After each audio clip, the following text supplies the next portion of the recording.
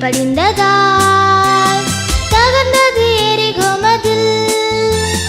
சாத்தானின் கோட்டையை தகர்த்திட நாமுமே தேவனுக்கு கீழ்ப்படிவோமே. வெற்றி கீதம் ஆர்ப்பரிப்போமே. சாத்தானின் கோட்டையை தகர்த்திட நாமுமே தேவனுக்கு கீழ்ப்படிவோமே. வெற்றி